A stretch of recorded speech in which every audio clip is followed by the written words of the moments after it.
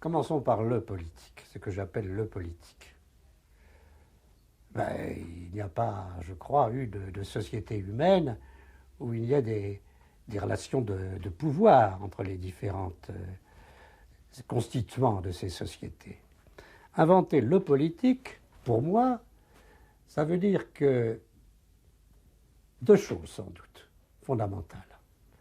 D'abord, qu'il y a cette expérience étonnante, tout à fait paradoxale, d'un groupe d'hommes qui, dans la Grèce du 7e siècle, de petits groupes d'hommes, pour des raisons que les historiens arrivent en partie à démêler, dont je ne parle pas aujourd'hui, je prends les choses à un niveau un peu philosophique et abstrait, un groupe d'hommes qui pensent leur communauté comme quelque chose, c'est un terme, tokoinon ou takoina, ce qui est commun, par opposition à ce qui est propre à chacun, et c'est l'idée que ce qui est commun doit être également partagé par tous, et qu'en ce sens, il n'y a de communauté humaine véritable, c'est-à-dire il y a de police véritable. Le politique, c'est la police, c'est l'institution de la cité, que dans un système où on a créé des institutions susceptibles d'aboutir à ce résultat, le pouvoir, le kratos, la puissance supérieure de domination qui courbe l'esclave sous la loi du maître, qui courbe l'enfant sous la loi de son père, qui doit, chez les barbares, couper tous les sujets sous la loi du roi, ce pouvoir, il doit être constitué de telle sorte que personne ne puisse se l'approprier. Et que ce que j'appelle le politique, c'est justement cet effort pour définir un champ tel que le pouvoir s'y exerce sans que personne ne puisse se l'approprier, qu'il soit également réparti. Ce qui n'est pas simple, et ce qui est une idée en même temps farfelue. Pourquoi est-ce que dans une communauté humaine, il faudrait agir pour que, je prends les expressions grecques, le pouvoir soit déposé en meso, soit placé es meson, ou demeure en meso, soit au centre, et qu'on le met au centre pour que précisément personne ne puisse mettre la main dessus. Et qu'ainsi on va avoir alors, c'est le deuxième point, une réflexion qui est une réflexion théorique, une réflexion à la fois éthique et philosophique sur ce que doivent être les constitutions pour que ces conditions soient respectées et pour que la cité ne permette pas seulement aux hommes de vivre, comme dira Aristote, mais que la cité soit faite en fonction du bien vivre, du vivre humainement. Et vivre humainement, ça veut dire que chacun va participer à ce plan politique, que chacun sera un homme politique, puisque c'est la définition même de l'homme chez Aristote, l'homme est un animal politique. Voilà l'invention du politique. On n'est réellement un homme que si on participe à cette espèce de gestion commune sans être esclave de personne. L'autocratie, c'est ne dépendre de personne.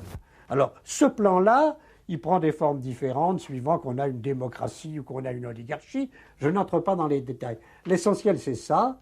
Et le deuxième point, c'est cet effort pour essayer de théoriser ça, de lui donner la forme d'un discours quasi rationnel, de penser qu'on peut le modifier, le changer, que les constitutions, il y en a qui sont bonnes, qui sont mauvaises, que si elles sont enracinées dans l'ordre du monde, bien sûr, sinon elles ne seraient pas valables.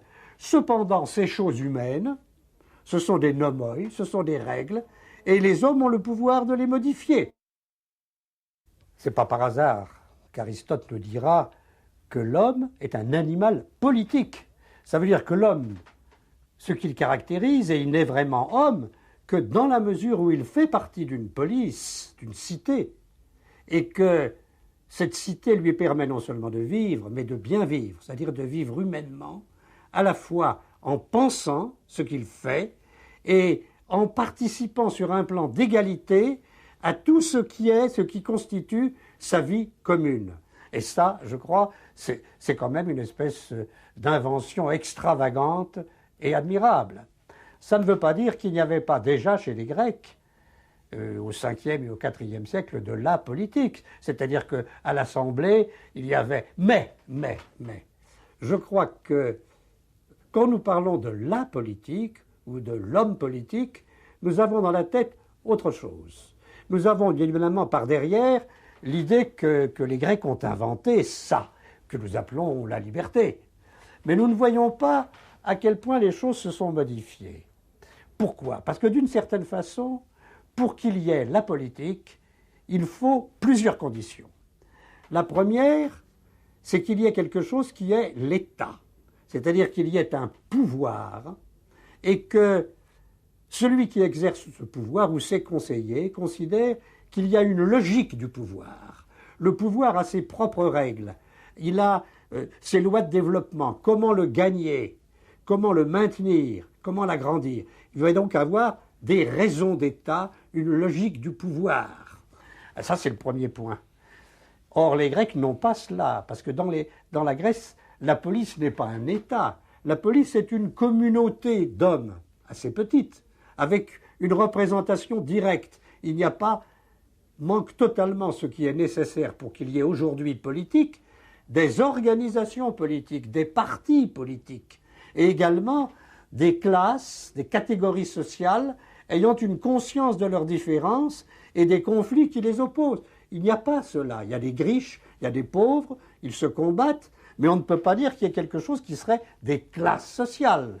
Les citoyens, ils ont en face d'eux, bien entendu, les esclaves qui les exploitent, des métèques qui sont là mais qui n'ont pas les mêmes droits, mais eux forment une communauté. On ne dit pas la cité d'Athènes, on dit Oi Athénaioi, les Athéniens. Et quand l'Assemblée prend une décision, car ce pouvoir qui ne doit être mis entre les mains de personne, c'est le pouvoir de délibérer et de décider, que tous doivent partager.